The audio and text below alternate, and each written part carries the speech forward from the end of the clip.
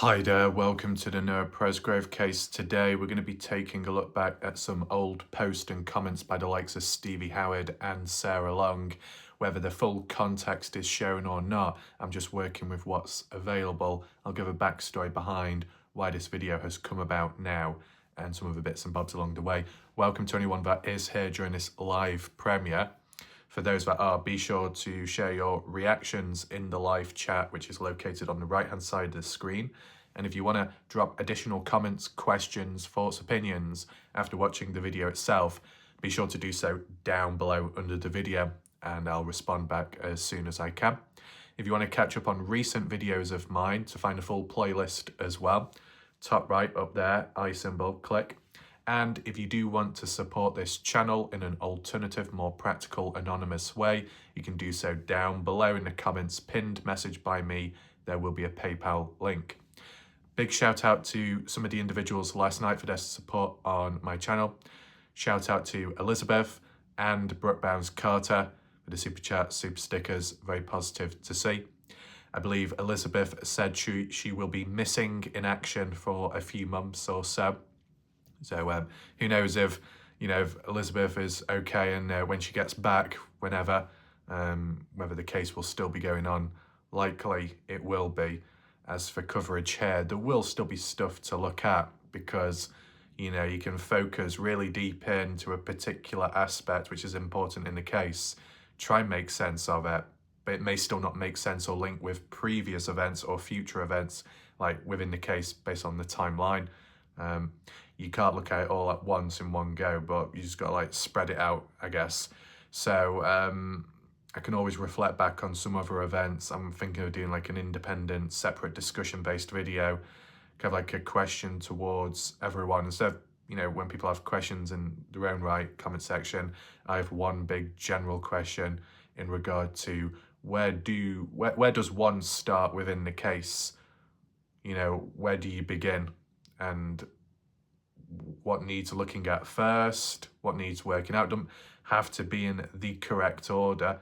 Sometimes if you do it backwards or in between, it might sort what's ahead and what's behind. It might have a knock-on positive effect, but more about that for a separate video at some point. Be on the lookout for it.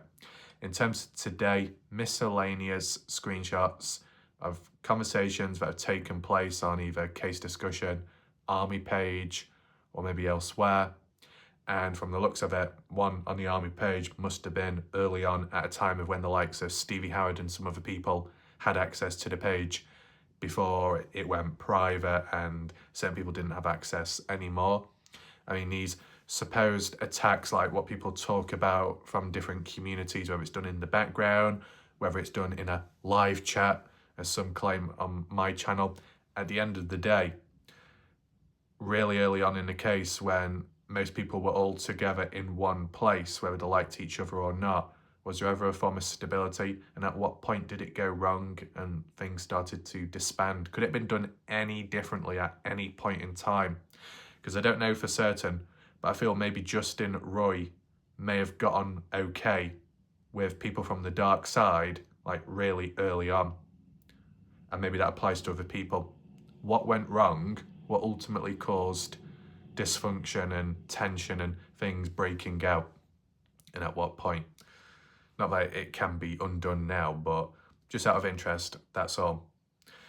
But in terms of these particular screenshots today, some of which provided by Justin Roy and a couple of other people, but not provided privately, provided in public post within comment sections and threads. So it's not direct, it's just in general. And it's in regard to Jan Fiorillo's post, whether that be Facebook. Well, no, it is on Facebook. It's on the Justice page, which I think Justin Roy is a part of. And that's interesting because I remember in the past when there was the tension with Noah Presgrove's family and Justin Roy, but Justin has access to the page, so can't be that bad, I guess. If one can still comment now. Interesting. I believe on the case discussion page as well, Jan Fiorillo had a post there, and if not, likely the army page, because I know Jan said she may have been blocked on one of the Facebook pages, and that's why when she did previous posts reaching out to people, and others said, why aren't you doing it direct? Why are you not doing it on our page? It's cowardly. It's because Jan said, well, I'm blocked, so I can't go over there. I can't do anything.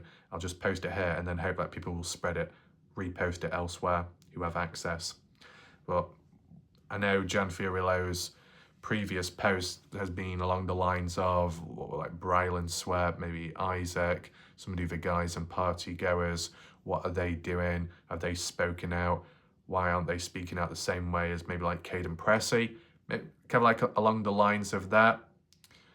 I mean, at the end of the day, all these different people, party goers, have the choice whether they want to speak out publicly or not, as long as they're somewhat cooperating in the background with the authorities correctly. That's all that really matters. These party goers don't owe the general public answers unless the party goers reach out in the first place and kind of rely on the help of the general public, and then maybe party goers should give an additional explanation afterwards.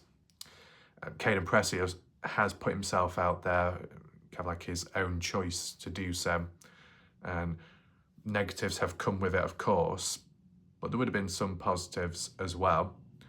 Not everybody else may be willing or wanting to go through what Caden has gone through too, so sometimes that could be an indicator as to why people who may be on Caden's side and witnesses as well can't speak out publicly. But at least from the general public's point of view, when it's silent and things aren't backed up, you might be skeptical of some people. It is what it is until maybe there is change and some kind of evidence comes out or there's a bit more consistency.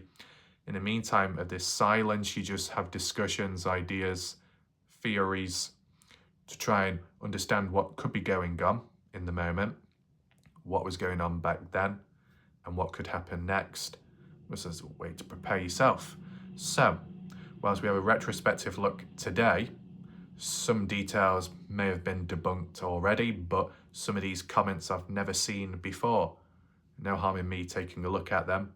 Maybe for some people watching, you've not seen them before. And if anything does need debunking or clearing up, clarifying, you can do so down below in the comment section if you're aware.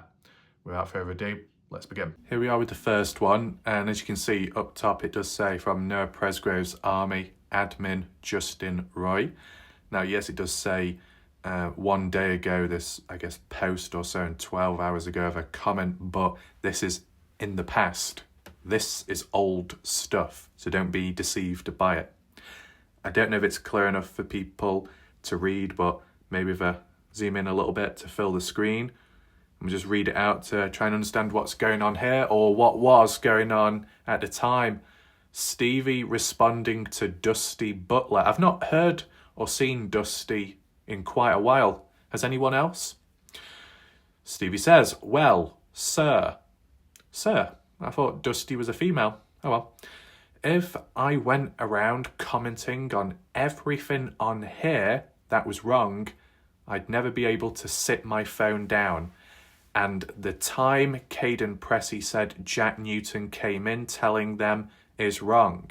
It wasn't 5:15, more like 6:15. Now for Stevie Howard to state that, Caden is wrong.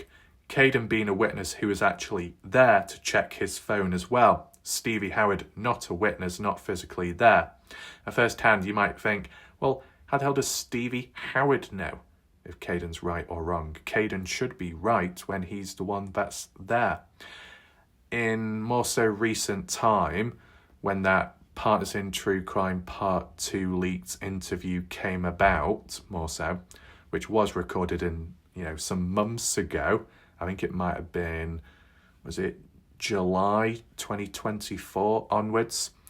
Alicia did mention that there is like phone data, proof, evidence of Caden touching his phone, activating it or something to check the time at the correct time of his timestamp.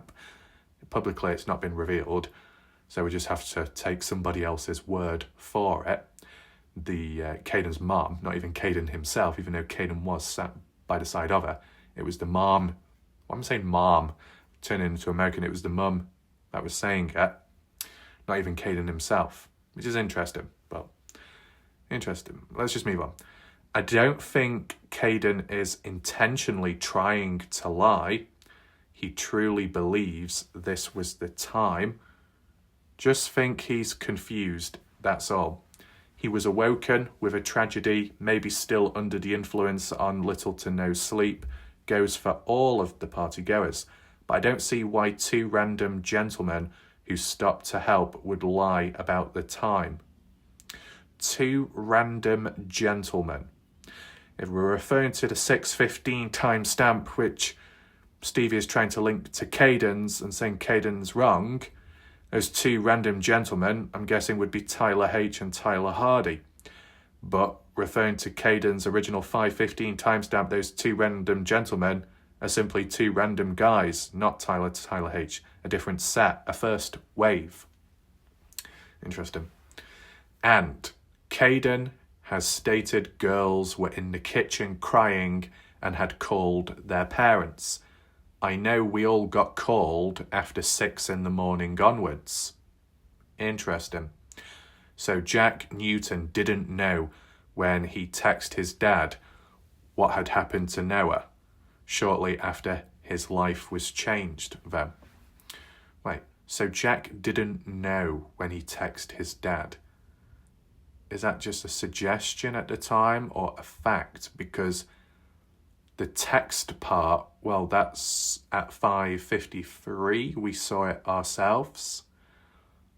It was supposedly 5:30 when Jack woke up, but 5:53 is when he started getting going and moving in preparation for that supposed fishing trip, based off that particular timeline.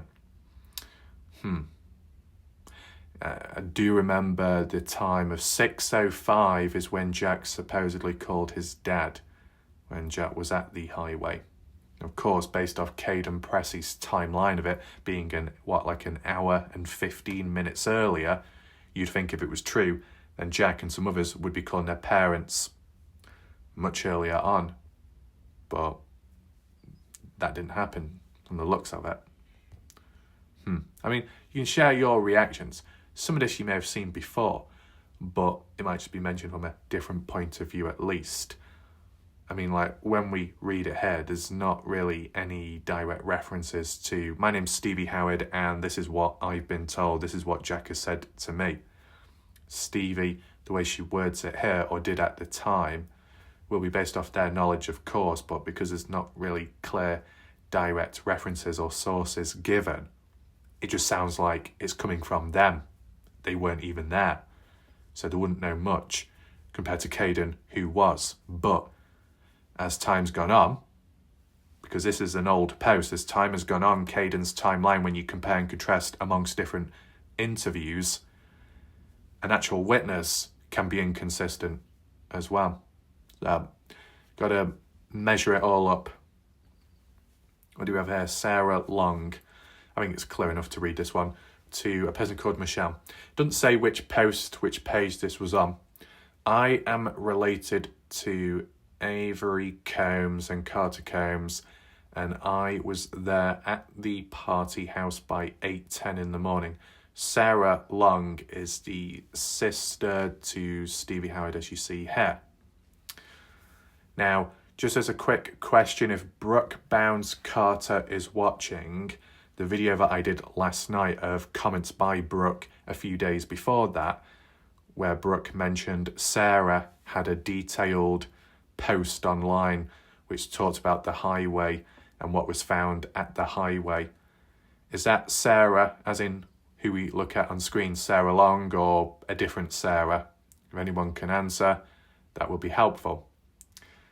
But as for this particular one, have I read it before? By present at the party house by 8:10 in the morning. I do remember, though, it was Sarah Long in a different post or comment reply where she referred to the house as the scene. I arrived at the scene. Maybe in a slip of the tongue or just an accident, who knows. I'm not attacking Caden Pressey. I just agree with police on this one. I think Caden Pressey's timeline is off a little, or maybe he has some sort of false memory from trauma. He certainly doesn't need to be attacked or threatened. That's horrible. And my family knows exactly what that's like. My nieces, Avery Combs and Carter Combs, have both received death threats daily and have been followed and had their property damaged.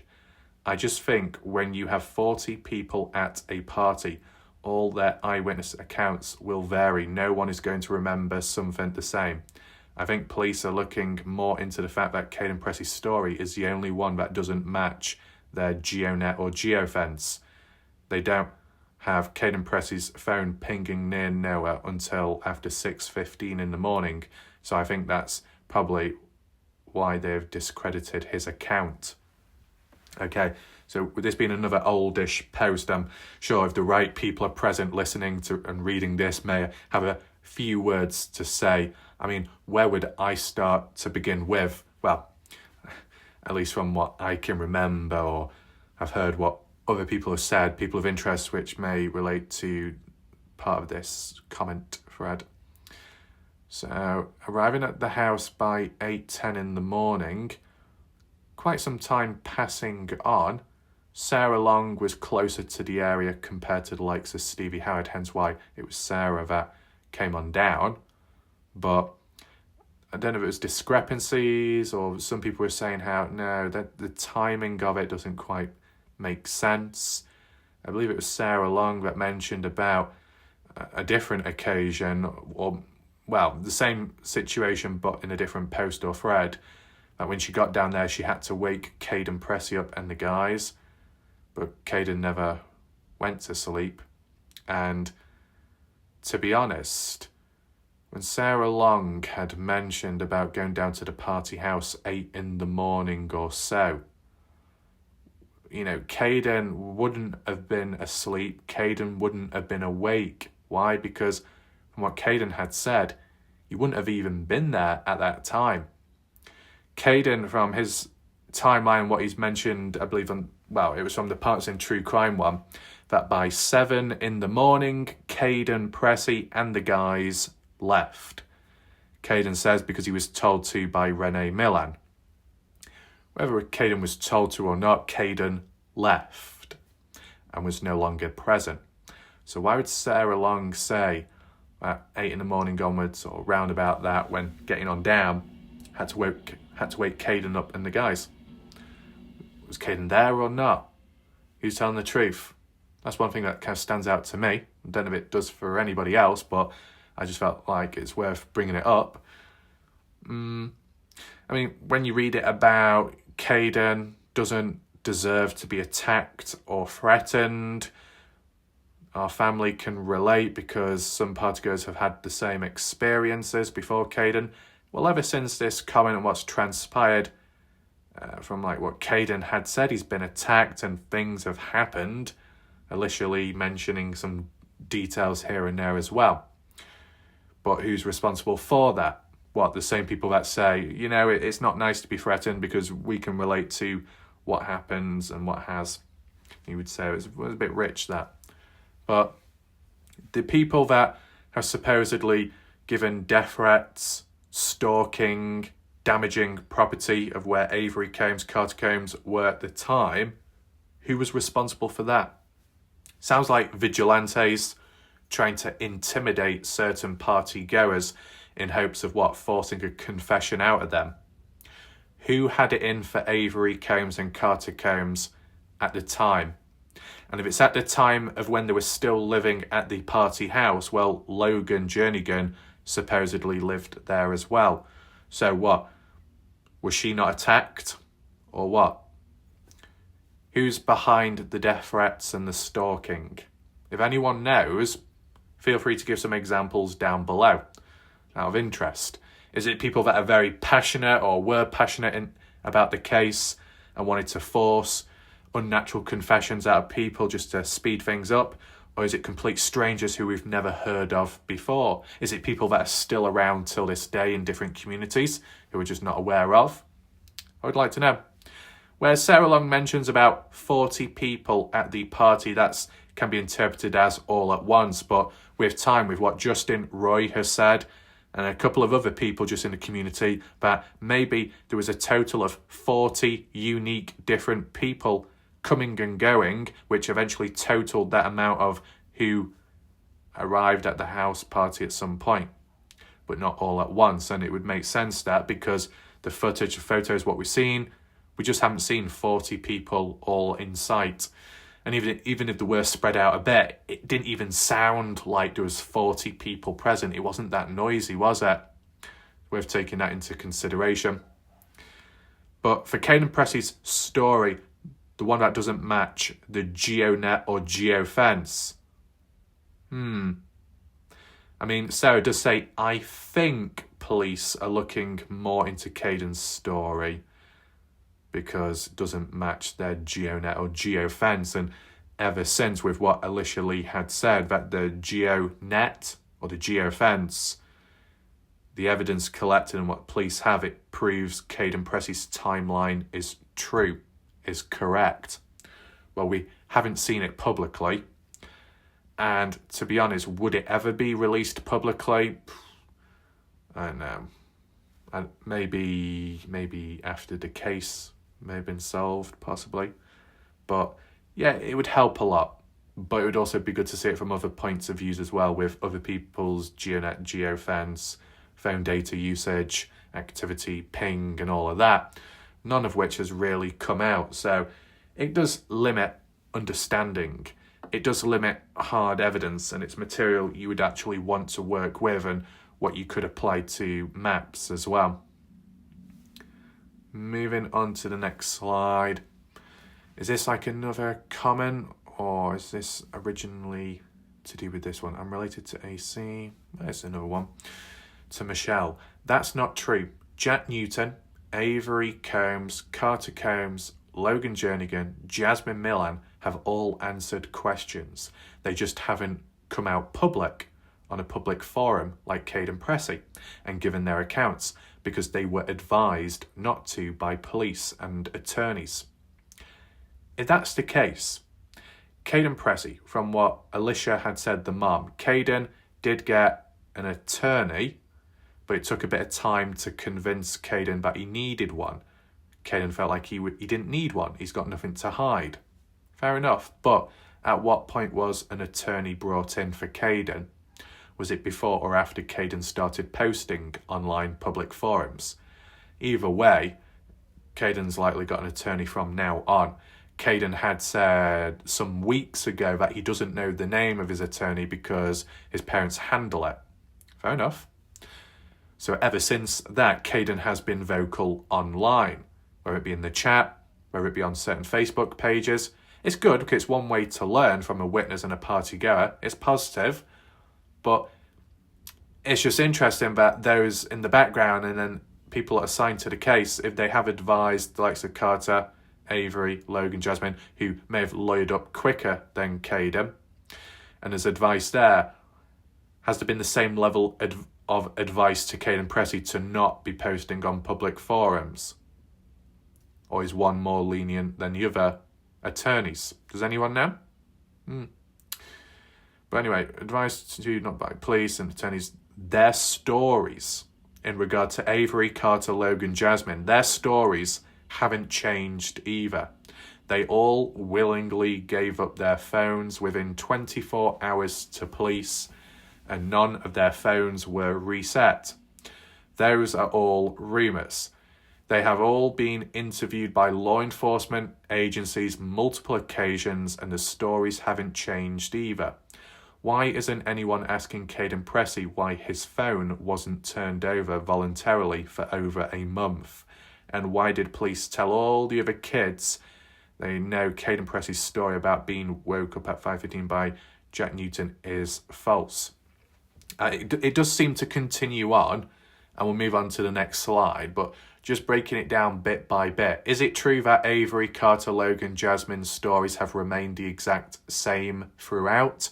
Honestly, I couldn't really comment on it, because if these people are doing it underground, as in keeping quiet on the surface level, cooperating with police in the background, doing the interviews when needed, if it's consistent there, fair enough. But for the general public's point of view, who knows? Because we haven't seen it. We haven't been able to compare and contrast like how we have with Caden Pressey. Because Caden has done different interviews. Did one in 2023. Was it October? Did one in 2024, police private one, June, which was the one that was leaked. The Partners in True Crime, July interview, part 1. And then the part 2, but he didn't really say as much there. It was the mother speaking more so. But except for the 2023 interview, the other ones were released public or leaked somehow. There was, I believe, a TikTok interview which Caden Pressey was on a panel with people, but people don't seem to bring that up anymore. I don't know what really happened with that particular one. But, one puts themselves out there. It gives the general public more to work with and look at, but also more chances to scrutinise and make observations. The same could have applied to the other party goers, but Sarah is saying that wouldn't be the case because they were all consistent with what they had to say individually. Is it possible that I could find some inconsistencies, some slight errors? Who knows? But it's just not possible at this moment. But what else do we have? Why isn't anyone asking Caden Pressey why he didn't turn over his phone for a month? Well, what Caden Pressey has said since and in recent time, that he tried early on. He tried handing it over to police and they just wouldn't follow up on it. They didn't take it immediately. It took a few months to even get an interview done. Why wasn't there urgency? What was going on? Why was Caden Pressey treated differently? I don't know. But that's what Caden says himself. Eventually the phone was handed over successfully. And as Alicia said, data on it proves Caden's timeline to be correct. Sarah Long says here, well, based off the interviews and what's been collected, phones handed in 24 hours, consistent, stories haven't changed. We're all hearing it from either, parents of the partygoers, family members, family of the partygoers. It's all like second, third hand responses towards the general public reading it. No harm in listening, but it's not directly from the horse's mouth. But to be honest, Carter Combs, Jasmine Millan have done a few social media posts here and there, some comments, questions, responses and whatnot, and we've seen them ourselves. Not enough, but some. And to be honest, Carter Combs either message or comment in response to someone in regard to Jack Newton returning back to the house, the details described there from what Carter remembers or witnessed is more consistent with Caden's recollection than it is with Jack's. Not based off the timing, but all the other little details as well. I've done a video about it already, in case you were wondering. But let's just continue on with the longer paragraph below this about woke up at 5:15, that why did police tell all the other kids that they know Caden's story and timing is false? Oh boy, it's a bit smaller this, so I will zoom in. False. They don't have Caden's phone pinging there at the time. Police have told Jack Newton and other kids they know Caden Pressey's timeline is just off a little. If it was incorrect, a 1 hour, 15-minute time difference isn't off by a little, it's off by a lot. A lot can happen within a few seconds. A lot more can happen within an hour and 15 minutes. It does matter. It's a big deal if it's, true. So there were 2 eyewitnesses that saw Noah Presgrove walk off in white shorts, and 8 eyewitnesses that morning at the scene. Right, this is actually rather interesting because it was Jack Newton doing the talking about who saw Noah walking away from the party house heading east. Originally, it was interpreted that it was Jack Newton himself.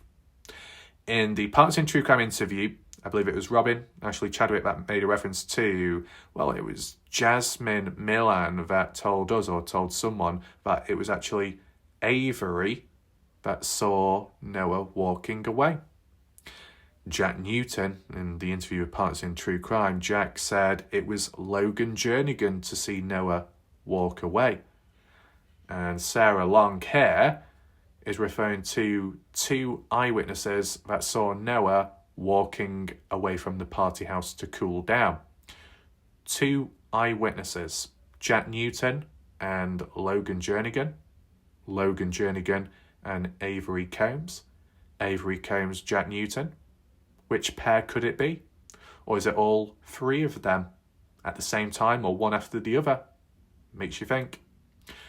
But the reference of walking away in white shorts, very interesting, considering Caden Pressey had said when he was there at the highway, based off his 5:15 timeline onwards at 5:21 to 5:30, Caden saw Noah in black shorts.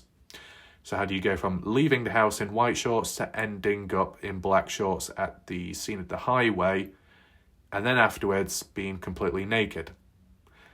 It doesn't quite add up. It's weird, isn't it? So either there's some extra details in between which can help, or one thing's right, the other thing's wrong. And as for the white shorts, there is unfinished business there, and I said I'll do a video when it's possible to do so.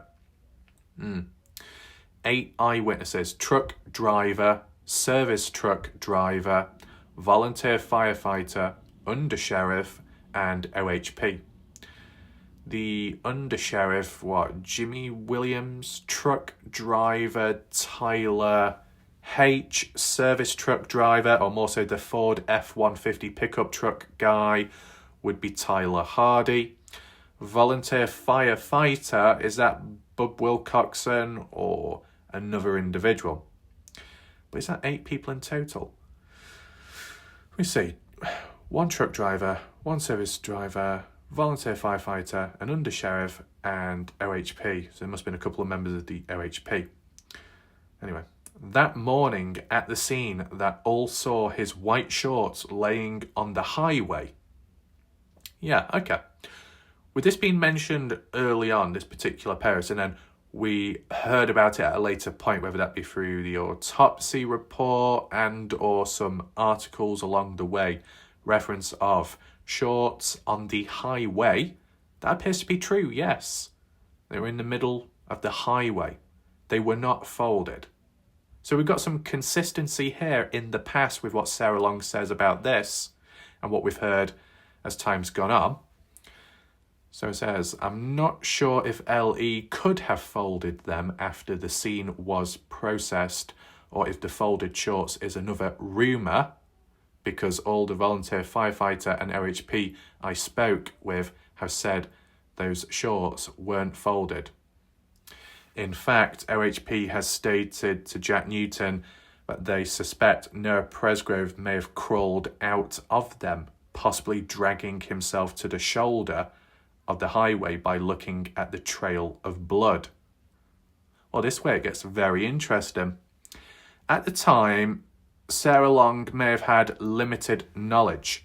Ever since, like from the Partners in True Crime last interview conducted with Jack Newton said himself that when he was at the highway, the white shorts were in the middle of the highway.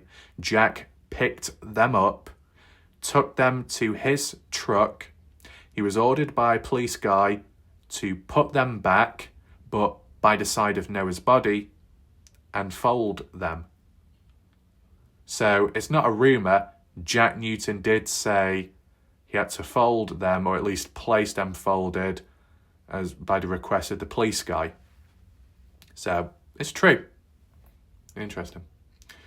But the mention of Noah possibly crawling out of his shorts, I've never really heard that mention or that suggestion before. Has anyone else? It's a different outlook, but if that was the case, it would mean the impact would be where the shorts were found then. And from what we've heard since and recently, even by Brooke, that the supposed marking of impact was, 20 feet difference from the where the shorts were at or where the body ended up at. What else do we have? Crawled out of them, possibly dragging, based on the trail of blood. What's that all about? I mean, Sarah Long wasn't there herself. Did Sarah Long ever appear at the scene, at the actual highway, or not? Mention that there was a trail of blood at the highway. A trail of blood? Really? Because what most people have said, and especially Justin Roy, this cause of death can't be possible, that cause of death can't be possible because there's a lack of blood present. There's no blood marks, there's no skid marks, there's no splatter, there's no droplets, it's lacking. And yet Sarah Long is saying that there were marks, trails of blood. Is that so? Really? How much blood then? I'm just reacting raw to what I see on here. So it says, I'm assuming since police have publicly stated they're not investigating his death as a murder, then they are leaning towards it being an accident. If police believed Caden Pressey's story, then this would be being investigated as a murder, I would think. Well, yeah, there's foul play, possibly. Ellie have a lot more evidence than we, the public, have, so I'm trusting they know more than Caden Pressey on this one. But at the same time, Caden Pressey should know more than what someone like Sarah Long would, because Caden is a possible witness or a person of interest present there to some extent capacity when Sarah Long wasn't anywhere near at the time.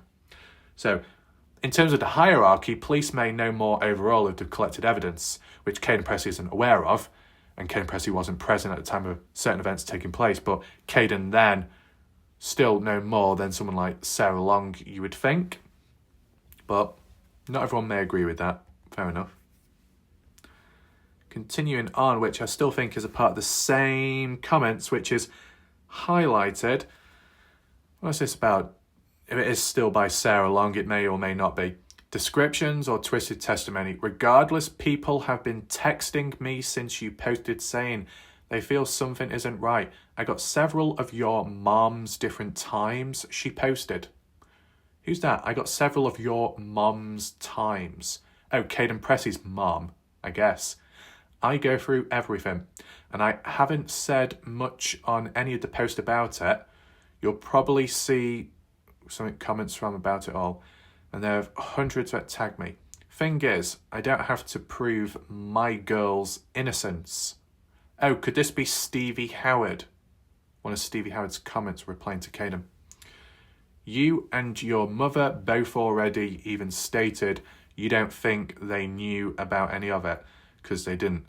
Their phones were never even close to Noah, never left that house after they stopped looking. Okay. This is interesting, this, because it's reminding me of what I've heard since, more so in recent time, like when Brooke Bounds-Carter made a reference of 30 minutes to an hour long or so a search taking place, which, when I was trying to work it out and interpret, leaving Noah himself at 3:30, 30 minutes passing by of nothing, because Caden would say that's the time Noah would be away for. 4 in the morning, where people start getting concerned because it's radio silent.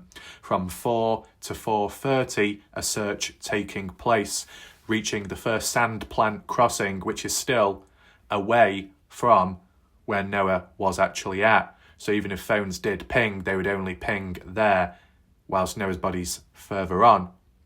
Returning back to the house, the girls, the Texas boys, and then a selfie being taken at 4:30, I think maybe kitchen or dining area, by the likes of Logan Jernigan and Carter Combs. So, and that was a Snapchat post. Just reminds me, so there's things which I've learned since, which when I look back at older comments now, I can kind of make out what the events are being referenced to, which is a positive in a way. The bit about never leaving the house after the search. Okay. What, the girls themselves or everyone? The cops checked their trucks, checked that Canam. We know 2 girls didn't beat him. Okay, that sounds very specific. We know 2 girls from the party that didn't beat Noah. I don't think anyone did. I think one of the other trucks hit him before that pneumatic truck came through the first time. People say there was no traffic, but we know different. I'm telling you, you got a lot of support on here, but y'all are getting a lot of mouthing behind the scenes. Whatever you say on here is going to get twisted. If you think it won't be by some, you are mistaken. They do it to everyone. It's kind of foreshadowing because things have been twisted ever since, but some people from the light side say the dark side twist things as well. You know what? There's so many bloody twists going about, we might as well summon Oliver Twist in the chat right now. Oi, Oliver Twist! Have we got that thing with deja vu? Oh my goodness, what is going on? Where's Strawberry at? Do you need your chimneys brushing? Could I have some more, please, Master? I want some more. Something along the lines of that. Very interesting. But the bit about people, other people say there was no traffic, but we know that's, not the case. Well, that's interesting. I mean, I'm just interpreting it that this is Stevie Howard typing and responding maybe to Caden. I could be completely wrong. This screenshot doesn't show who it's by. And it might be a part of another comment within this slideshow, but maybe not in the correct order. But it's just the order of how it was posted on Facebook, which is a bit shit, to be honest. But if anyone does know who actually typed this up, only because from what I remember hearing, not from the horse's mouth, but what I remember hearing was it was Jack Newton, it was Stevie Howard that were constantly going on about no traffic or a lack of traffic down the highway. Then at a later point I said, well, if that's the case, but you also think there's a possible hit and run, you can't have it both ways. If there's no traffic whatsoever down the highway, how can there be a hit and run? Now, I did interpret it later as in, you might not have had any traffic like passing by the mini-mart, the town of Terrell, but further on north and down back roads, you might have had vehicles passing and cutting on through, which were on the highway at some point. That's a possibility. But at least how it's mentioned here, we know different about traffic. All right, that's them. Do we have anything else? Okay. Moving on. Oh wait, is there anything else? And it's already stated in Jefferson County, they're mainly going to do this because, yes, your mom, whatever. Sarah Long, once again to Miranda. The party house Jack Newton was staying at is 1 mile from the scene. I think the truck driver called first at 5:53. So, ever since from learning what we know of and the dispatch calls as well, a form of hard evidence, a truck driver did call at 5:53, but he was not the first one to do so. The first call around made was by the semi-truck driver known as Tyler H, and that was at 5:43 a.m. And then the Ford F-150 pickup driver guy known as Tyler Hardy attempted to make a call at 5:46, but there was bad signal, static, it just didn't work. So then he made another call, a successful one, at 5:53. The 5:53 call always does get brought up and mentioned officially, yeah, but it's not the first call to be made. But, with time and learning from this post when it was done and what transpired, okay, still somewhat consistent. Jack Newton arrived at the scene at 6:05 or close to it. He only stayed a few minutes at the scene, like maybe 5 minutes or less, and the party house is literally 2 minutes away. Woo. It's not literally 2 minutes away. It might be 5 minutes, maybe. Anyway, Jack Newton. I mean, it does come down to how fast you're driving as well down the highway. Jack Newton told the truck driver and service truck driver he needed to call his dad, Caleb, and go tell his friends Noah was dead So he left the scene at 6:10. That would give him 5 minutes to make it 1 mile back to the house to wake everyone up. But obviously from Caden's point of view, it wouldn't be 6:15, it would be 5:15. So which one's right, 5:15 or 6:15? Maybe we do it as a poll, or do it as a poll on my channel page. We'll see where it needs to be put. The police have Jack Newton's phone location, so they can see he's not lying about his timeline. They know he left to go tell his friends after he woke them up. Then Caden Pressey and a few other guys loaded up into his red Jeep Cherokee and went to the scene. And I believe they were told by the service truck driver they didn't need to be there to see Noah deceased. So he told them to leave because 911 was on the way. I think police have Caden Pressey's phone pinging there closer to 6:23-ish. This is according to OHP. Obviously, Caden Pressey's timeline of being told to leave the scene wasn't by Tyler H or Tyler Hardy. It was by another first wave of unknown truckers. And that was in between 5:21 upon arriving and then 5:30 being told to leave, which Caden did along with Isaac Mikey Brylam. So you can tell, put the timing aside, because there is a clear difference between what Caden says to what maybe Jack or people on behalf of Jack say. Put the timing difference aside. In terms of the actual events and themes of what happened, meeting up or looking at this, looking there, this being moved, that being moved, being told to leave and who's present or certain names, some of it is consistent amongst people with opposing times. If it's just the timing that's the odd thing out, but everything else is a bit more consistent, could you argue and say maybe there is a mistake along the way by someone? Not saying anyone's name in particular, but to be fair, could it get to a point where a mistake made and you just got to stick with it because it's too late now in the day? I might bring that up later. Stevie Howard. This was Noah Presgrove's Army page posted. Tracy Hankins a post. Stevie says, good. Glad to see new admin meet. Oh boy, someone's hungry. Maybe they can keep slander at bay. Doesn't look like it because even implying and using alleged or it's being rumoured as rumours deemed to be false can still harm reputation. I'd suggest reading up on this matter. But the way it's gone since, you think of language, in my opinion, what I think, a possible theory, a question mark in the title. Things like that will always be 100 times better than someone just jumping on in and saying, you know what, Jack Newton is the murderer. You know, when you rush in bold like that, that can be more damaging.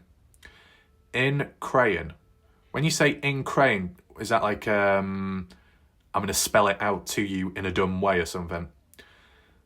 They looked and didn't find him, assumed he called someone for a ride. This is in regard to, I'm guessing, party goers that went out searching for Noah. They could not locate him, so they just assumed that Noah had called somebody else for a ride home and went to sleep. He did this often. Oh, hold on. And went to sleep. He did this often. I know from what Jasmine Millan, and I'm going to zoom in for this part. I know from what Jasmine Millan, Caden Pressey have said individually, it's normal for Noah to walk away from the house, from the party, to cool off. But what Stevie is mentioning here, it's also normal, supposedly, for Noah to disappear, call someone for a ride home. And if that's normal to happen, on this one occasion it was more abnormal because Noah just didn't have an opportunity for a ride home because from Caden's point of view at least, people turned him down. But counterpoints are, if Noah had no one at the party to get a ride home, but Noah had contacts on his phone, and he tried reaching out to someone, well, like with the father situation, Victor had said in recent time in his own statement, Noah never reached out to me about any ride home. So obviously Noah wasn't that desperate to get back home. But the mentality of supposed partygoers, as told by Stevie Howard here, It was just normal. So they just assumed it. It was like any other situation. Jay, does that mean Jack? I guess so. Jack Newton woke up late to go fishing with his dad, Caleb. We had all planned on going on a guided one this particular day. And that it was what she was talking about, but never scheduled it because couldn't get everyone together. Who is everyone? We had it all planned on going. Stevie, Howard, Jack Newton, Caleb? Interesting. Wait, who's this all to do with? Stevie Howard? I mean, it would make sense for Stevie Howard to tag along because Carter Combs was also supposed to be going as well. And, Stevie Howard, mother to Carter Combs. Carter Combs in a relationship with Jack at the time. Jack with his father. Jack's grandfather, all getting together. Yeah, it all makes sense, but just weren't able to get everyone, prepared already at the time. Interesting. Some extra details here which I've just not seen before. But nevertheless, it was still going to go forwards, supposedly, just with less people. Jack left, drove up on it. 2 already there and had called it in. Called it in? What police? Saw it was Noah. Flipped shit. Called his dad, Caleb. Oh, right, okay. Jack left and went back to the house, told the kids, and said he couldn't leave him alone as with the strangers or without him because those 2 were Siamese twins. What? Siamese twins? What's going on here? Is it because how they look visually or just because one's called Tyler H, the other one's called Tyler H, Tyler Hardy? Oh, weird. My dad, is Stevie Howard's dad Bub Wilcoxon? I always get mixed up. Was not even close to being first on scene. Ellie even beat him there. He didn't get there till after 7, and everyone in his town is talking about that. We may be small, but we aren't stupid. We don't take what? Oh, well, that appears to be it there. We don't take people. I don't know if this particular post is a follow on from this one here, because to be honest, the screen brightness does look a bit different as well. But that could be just down to the person's preference of who took the screenshot at the time. Either way, these are particular posts and comments by people who were once on a page which they no longer have access to. And my question leading onto that would be, if these said individuals and others are part of the dark side and more were still a part of the army page, maybe some others along the way too. If there was no blocking, no kicking, the pages were public, accessible, dark and light, all in the same room, when earlier on it was okay, then things broke down, but if they remained, would it be any worse than what it is right now? Do we have a time to do a poll or something for that? It just makes me wonder, because the way I see it is, bad things supposedly have gone on with time. And people have said, well, in these other groups and Sofa Sleuth page or in these private chats and groups elsewhere, there's bad-mouthing and talking going on behind closed doors and whatnot, and people are still being attacked and threatened and harassed and whatnot. Well, if that's really the case, then would it be any worse then if people are all in the same room as one another? Because what I would argue is that not the direct correlation to the fallout within this case and community, but I know other times when it comes to like moderation, blocking people, censoring people immediately and going beyond and power hungry, it can leave a bad taste in other people's mouths who then may have a problem then with you onwards and speak badly of you behind your back, and you don't know what's going on. You hear little chatters and rumours here and there, but you don't see it firsthand. You don't see it from the horse's mouth. So it strains it and drags it out just a little bit more and adds a bit more complexity and a layer behind it all. At the end of the day, you know what I would say is, if everybody was all together in the same room, digitally speaking, bad things could happen, chaos could erupt, kind of like how it might have been at times within the live chat of my videos, but it is what it is. You're seeing it for yourself in the moment, and kind of like the worst case scenario. At least if we're talking about digitally, you're seeing it firsthand. You're seeing the bad stuff, the nasty things from whatever side, from whoever. That is better to witness firsthand in the moment whether there's a resolve or not. That is better than having to hear about it on behalf of somebody else down the line and the full context isn't there. So then it's in the back of your mind and you're constantly reminded of, oh, there's things going on. It might not be in sight. I might not be able to see, hear no evil, but it still exists out there. And because of the uncertainty, you can't see it, but you can sense that it still exists. That's worst because it's the unknown. You can't see it. You don't know what's going to happen next. You don't know what they're thinking. And that can be from any perspective. You know, I know some people in the chat recently have been talking about rashes in places, cooking and being, I don't know, touching yourself or something. I don't know what the hell's going on there, and some semi-skinned milk on the side. Is that if you don't know what the quality of the milk is like, then what the hell's going to happen with the milkman that comes on down? Oh, here's some glasses, here's some bottles. I don't know what the condition of the milk is, but I'm sure it'll be okay for you. If you drink the milk, you get the odd rash, don't worry, come round to Dr. F's appointment surgery, we'll sort it all out. But do you have to go through all of that process? Why not just get that bloody bottle, rip it open, and have a close inspection, okay? What does the milk look like? Is it thick? Is it smooth? Is it chunky, lumpy? Are there any loose hairs in there? If so, get rid of it, but you're seeing it first hand. Just like an ice lolly.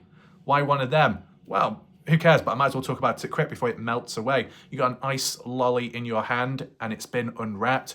You can see it in sight. You know what it looks like. You might be able to get a taste of it as well, depending if you put it in your mouth or not. Most people would normally, but who knows. But then, you know, if there's ice lollies all about, but you just can't see them, you don't know what flavour they are, you don't know the texture, the quality of them, have they melted, are they hard, are they wet, are they dry, how are they stored, the condition that they're in, just like the milk, you're not gonna know. But you sense that it's out there, so it's always on your mind. You want that closure, you want the closure of it. The same can apply to all being in the same room in groups. Get it out the way.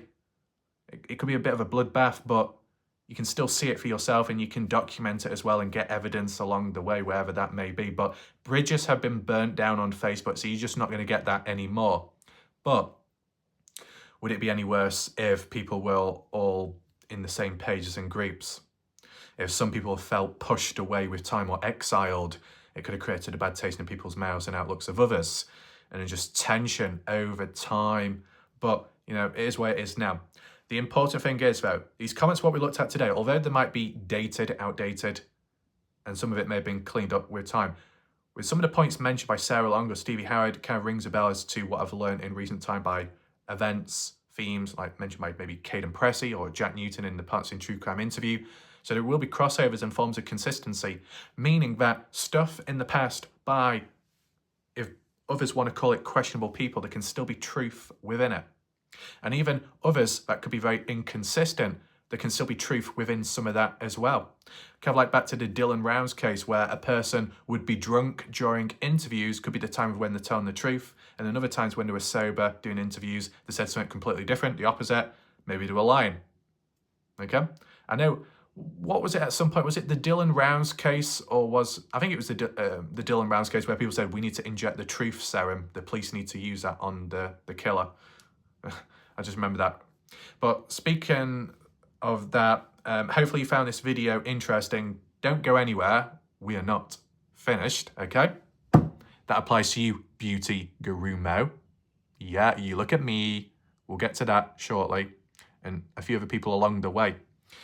We're going to be looking at some interesting comments now, aside from the Noah Presgrove case. We're moving away. We're now looking and talking and reacting to completely different stuff. The most important topic of today has been covered and been done first in significance. Hopefully people in the background understand that and don't go off on one and start whining. But we just cut through the darkness or any darkness that could possibly be happening. And if there's any petty behavior in the chat, focus time is now activated. I want to reflect back on what some people have had said in recent time. And I think Beauty Gurumo was a bit busy yesterday or two. Hopefully they can make it for this. And if not, anybody present say Beauty Garumo's name 3 times, and then she might appear out of nowhere. It's worth a try. See, I think, to be honest, the reason why Beauty Garumo was really inactive more so yesterday, or not present as much, is because of Tim Daniel. Of course. No, it's not Beauty looking for sparkly sequins or any kinds of jewellery or thrift shop combinations, TikTok crossovers, discounts. No. Tim Daniel has that all under control, man. High end. But in terms of that poll that was done recently, it was, what should Beauty Garumo do next as for applying makeup? Should it be applied to the local penguins or camels or hippopotamus or cows, the moo-moos, or Tim Daniel? And the majority had voted for Tim Daniel. So how's that gone, Tim? I mean, did Beauty do a good job? Has it taken a bit longer this time round? Well, if anyone wants to report back with, breaking news updates, I know Michael Facecast will get triggered by that. Oh, breaking news. Tim Daniel's got a makeover and a facial. Oh, not good enough. Well, I'm sure we're not going to be hacking into any beauty tips today. Well, I don't think so. But that aside, let's just see the additional comments which transpired onwards and reflect. First of all, we've got this. You wonder why there's red boxes on screen. That's just to blank out unnecessary comments in terms of like what we're looking at right now. I just wanted to highlight the main comments here, which are not blanked out. So it's easier for people to read and see and follow along. So Beauty Garumo says, Raph, yeah, Queen Slay. Oh my God, Beauty, I love it when you really extend your words because it really translates a lot of emotion behind it and real passion. That's what's really needed. Same passion when you apply some beautiful makeup upon a little pretty brush and you stroke it across somebody's face. Yeah, just like that glue as well. Oh my God. Let's not talk about that right now, Beauty. No. Let's not talk about that. But Brooke Carter says, bingo, Tim. And to be honest, Brooke, got to be careful there. We're going to be close to a full house. A full house of what? Tim and his sequences and full of clothing range? Well, I don't know about that. But if you say bingo 3 times in a row, you'll summon Kathy Bingo Hall Bingham in the mirror. And do you want that? I don't know. You might be interviewed if so. But it's all about slaying every single day. Keep up with it, Beauty Garumo. Do not stop slaying. But oh my God, are you calling me a queen? Oh my God. Didn't even know I was one until now. That's great. Really, really happy about that. Can somebody please crown me? Yeah, I want some crowning. I want some pretty jewelry up on my head. This is getting out of hand already. We haven't even started yet. Beauty. Raph. I love it. I adore you. Oh my God. Stop already, Beauty. You're letting all the blood flow and rush to my head, and it's such a surge of energy. Unbelievable. So that's really good. Beauty adores me. That's everything that I wish for in life. Christmas has come early, but my birthday's come late. My goodness. A little bit, yeah, never mind. But obviously I respond back with some very unusual language, but only, I think Garumo will understand me. I said, newt, moo, gonna make me blush. Yeah, so for some people that might be hard to decode or translate, but don't worry, Joyce Burgow or Robbie Taylor can do a Google Translate and try and figure out what it means. All under control, isn't it? Exactly. Yeah. You see, what Beauty Garumo really likes to do is all these little hand signs and signals and emoticons, which is just a definition of joy. We're going to jump for joy. Goody gracious. Yeah. And of course, Beauty does say the chat got heated really quickly, and it did in recent time. And even Rebecca Gagliari, mamma mia, even Rebecca, yeah, I'm talking to you, Rebecca. Look at me right now. I know Joyce Burgow is fishing in the ice caps, unable to find anything. I don't care about that at the moment because I'm petty. I'll tell you something. The reason why the chat got really heated and why Rebecca could not keep up and didn't know who to respond back to a few days ago is because there's too many baddies in place. Come on, Beauty. Same wavelength, yes. When there's too many baddies in the place, it fills the room. Like a bit jelly as well, a little bit tense. So you need to unwind and relax. And speaking of which, Beauty says, Rav, girl, don't blush too much. You will match your robe. Oh my God, Beauty. How do you know that I'm wearing my royal red robe right now? Just remember, Beauty, you were the one. And yes, I know you can't see me right now, but I'm wobbling my head left, right. I got my finger pointing at you right now like a true Valley girl individual. Yeah, I'm rocking back and forth whilst my hair blows in the wind, even though my hair's not as long as yours, definitely not as long as Sharon's. But let me tell you something, Beauty Grumo. I was the one that used this red robe to rescue you from the naughty wardrobe. Oh, is that what we're calling it now? Well, it wasn't quite like that originally, but times have changed. Yeah? I don't know, can I do any other pictures or accents? I'll have to try and do an alternative Valley girl, okay? I'll probably do more of the Mexican one shortly, Beauty. I think that's what's really needed, isn't it? Yeah? But yeah, does Warlight Raph blush? No comment. Does Warlight Raph blush during live streams when people show up? Maybe, maybe not. I'm sure there'll be at least one person in the chat that would probably be able to give a very clear and good answer. Maybe even a witness and agree with what Beauty is getting at here. I don't know. But let's just move on. I say stop. Stop, such a naughty baddie you. Beauty's like... I'm going to try and translate into the Mexican Valley girl now. Juan, beautiful woman, Rav, you missed that fatty. Oh my God. Oh, yeah, I did. I really missed that term, the fatty. Yeah, sorry. You know why I missed it out in the sentence that I was writing up? Because I just could not fit it into my vocabulary because it's that big. In a good way, of course. But, you know... It's where it is. Beauty is built different. That's just how it is. You know, even if I get a little bit jelly, I can't do much about it. Nothing. But another thing what I've noticed is Beauty keeps using the dancing emoji. Wow, moving to that beat. Really good. So much. Just such an inspiration. Okay? But, you know... It's not just like there is one baddie in town, because I think there's a couple of baddies in the chat right now. I think we'll be able to try and rename it too. And whilst, yes, you got the Kitty Cat Gang, I think you need the baddie gang. Come on, Beauty. Yeah. Where's the members list at? Where's the VIP list? Well, the hot baddies show up. Yeah. See, on the sideline, you've got Sharon as well. You know, other people dressing up to the nines, whatever that means. Sharon's dressing up to the millions and beyond, to infinity and beyond. Oh my God, Woody is so proud and impressed. And then Beauty is like, Raph, now I'm blushing. But not quite just blushing, but blushing. Wow, blushing like that red dress whilst dancing. So, there's so much going on. How am I supposed to deal with this?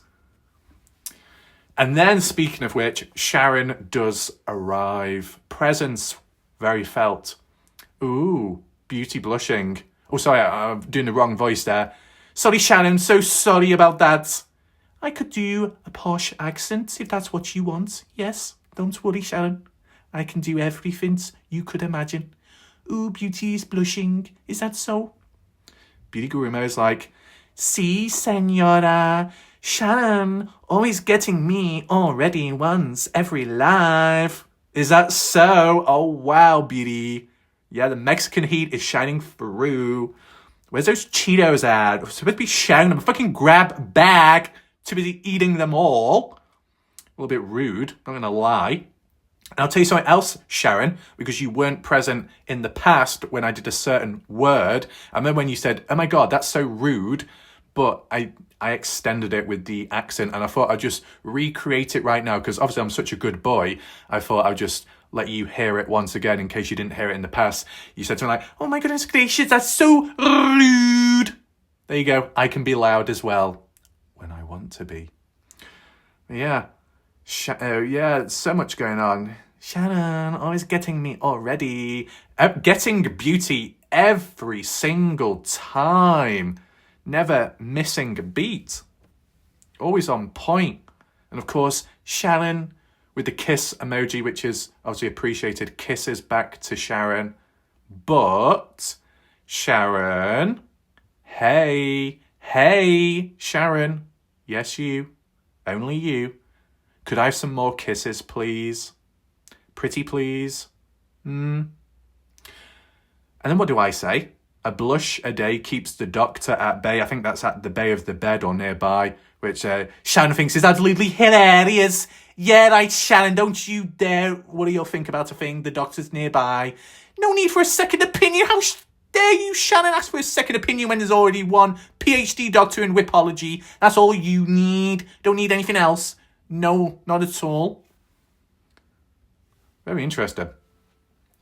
Beauty Gurumo says, see, always coming on here to crazy talk.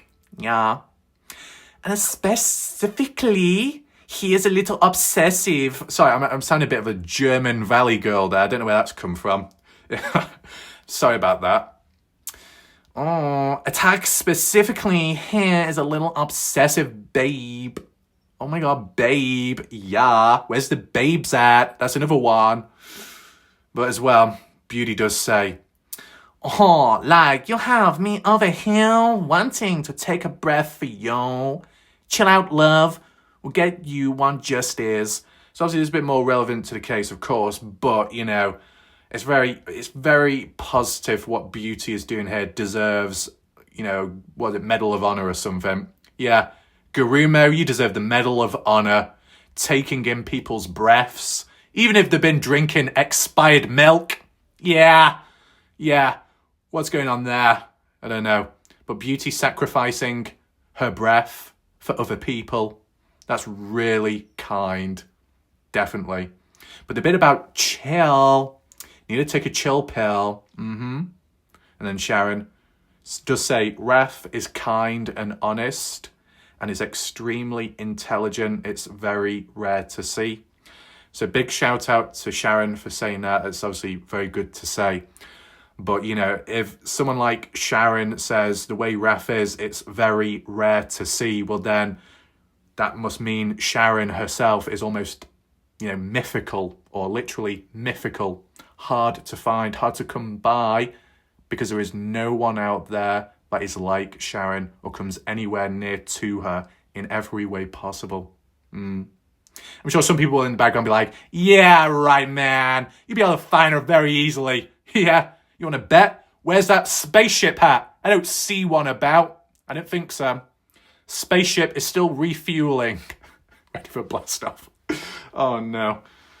But yeah. Shout out to Sharon. Is it getting warm? I don't know. My face feels warm. And what do we have here? Sharon to Robbie. Oh, here we go. We've got some breaking news coming in. Sharon says, Robbie, Beauty Gurumo is my sister Strawberry. What does that mean? That Sharon and Beauty Gurumo are both strawberries? Oh no, they come in pairs? Oh my god. Why am I finding out about this so late? And Robbie's like, happy to see you are out. Made room for some of the other naughty people in chat. Whoa, Robbie Taylor is onto something here. Forget about the private investigators. Forget about the bingo halls. Forget about the camels. Robbie Taylor knows what's up. How many naughty people are in chat, though? Can you think of any figures or statistics, Robbie? And no, Robbie, don't be saying 95% of people are naughty just because of one community poll. And by the way, it represents the whole population out there. Hopefully you get that reference. But Beauty is like, Sharon, see, senora, love, with the emoticons and a kiss back. Oh my God, Sharon's getting kisses as well. Oh, jealous. Wow. So we've got so many strawberries all over the place. It's Strawberry Crush. I don't know what's in the water, but something's happening. Very interesting. Double trouble. And this is what I mean. Let's just be honest for a second. Hold on a minute, Sharon. You're strawberry. Sharon was asking for a strawberry drawing. What's going to happen next? Beauty Garumo is going to be asking for a strawberry drawing on the wall as well. So there's 2 strawberries on my wall. Oh my God, you're not asking for much. Petty ass. Goodness gracious. But you know what's important? We're talking about strawberries. And then Sharon might like strawberry jam. Beauty Garumo is literally living proof of strawberries. It's all round her mouth and neck. Yeah, don't try and write it off as blood or makeup. Beauty Garumo has been cosplaying a strawberry all along. Yeah, don't even think that I'm stupid. I know what's going on right now. Beauty Garumo has been taking a bite out of Sharon. Bloody hell. That's a lot of red. That's a lot of strawberry. A lot of jam. And obviously when you get a lot of jam on you, it gets a bit sticky. But don't worry. Beauty Garumo has a special makeup removal cream on the TikTok store for 99 cents. Really good value. Best rush before it's out of stock. See, exactly. Yes. Moving on. What else do we have? Well, obviously, Ref 316 does descend once in a while. When you have a clue, one licks the glue. And there's only one individual that will relate to that, of course. In between, though, Beauty doing her special counselling sessions and high-end psychology, they need to go in there for a bit, take a breather. You know, we've got to be taking breaths in and out. Some people breathe heavier than others. Some breathe faster than others. Of course, if you're in a wardrobe and you've got nowhere to go and you can't really move about, it's going to be a little bit dysfunctional, of course. And ever since, we've introduced the naughty wardrobe. So if anyone in chat does complain, whinge or whine, they're getting sent to that wardrobe to think long and hard about their actions and behaviour. Now, yes, Sharon was stuck in there previously, but that was for other reasons. It's okay. Don't need to worry about that. But Beauty's response to my, scriptures, the raptures of Ref. Beauty says, Ref, oh my gosh, yeah, this is serious shit. Yeah, really serious. Moving on. And Sharon's like, bloody hell. Oh my God. That's not acceptable, Sharon. I'm really disappointed in you. No, not because you're swearing. It's in lowercase. How dare you, Sharon, type in lowercase to me? It's got to be capital letters. To the high hell waters, you got to tell me exactly what you're thinking right now, love. Don't worry, darling. I'll see you later. Yeah, goodbye for now. Lowercase, bloody hell. It's got to be uppercase capital letters like a shouting man. Because if it's not, we ain't going to be shouting. And when it's quiet, something's wrong. Skim, semi-skimmed milk, club secretary. Please add ice lolly to our Warlight Ref glossary of awesomeness.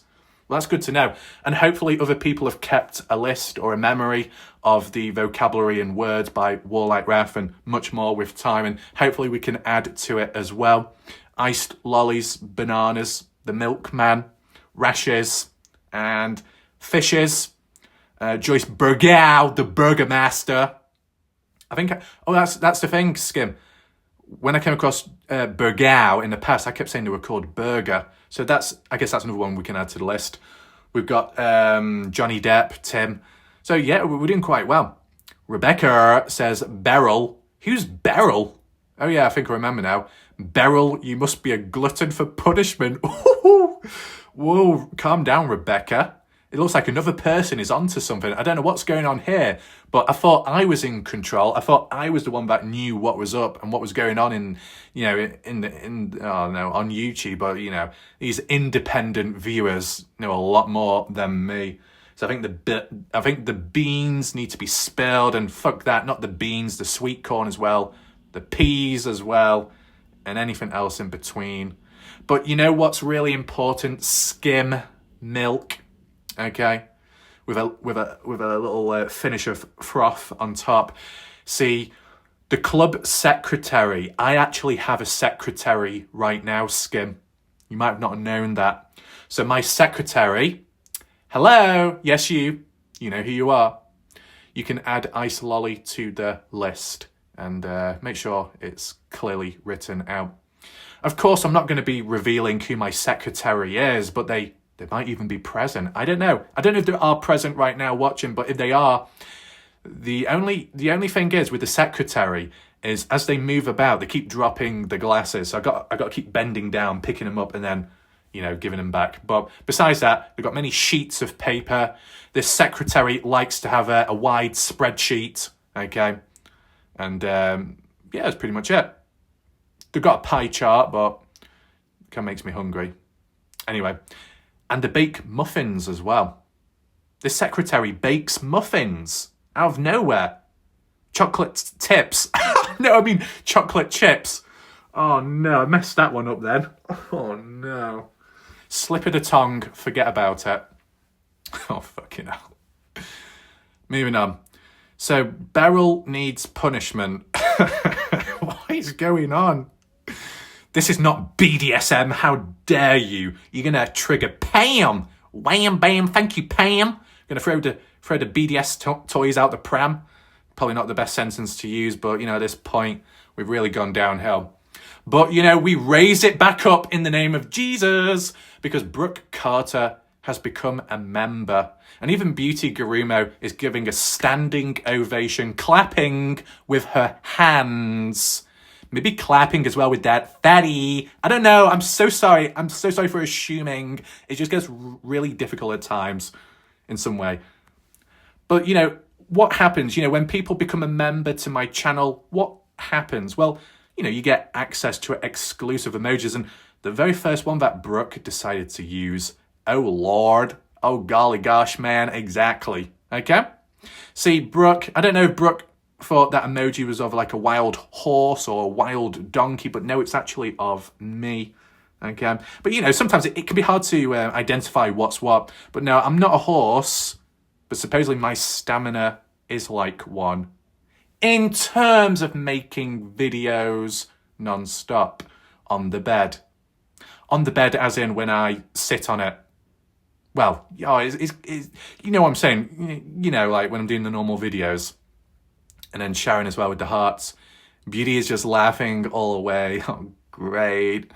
And Robbie Taylor does say, I didn't get a banner because I just had to renew. But don't worry, Robbie Taylor. If you do want to get a banner, besides renewing, you can always create an alternative account. Call yourself Jose. Yeah. And then you can get a banner for yourself. But of course, it might be problematic because some people in the background might dig their claws, dig their nails in like they do with the food as they're trying to make fast food and then they get in trouble. And yeah, Robbie Taylor, they're going to be digging the food into your stuff. It's going to be contaminated. Health hazard warnings. Probably best not doing that. Keep safe, okay? Stay safe. Well, like we have to say, BBC has access to the BBW. Code names, code words is very self-explanatory at this point. Robbie Taylor with the face palm. I don't blame you. Brooke Carter. Now I'm going to be talking in RAF emojis. Woo. That's what's really needed, isn't it? If there was more space for emojis and stuff on the channel membership, I would create more and create all kinds. But, there's a limit, unfortunately. At this moment, what else do we have?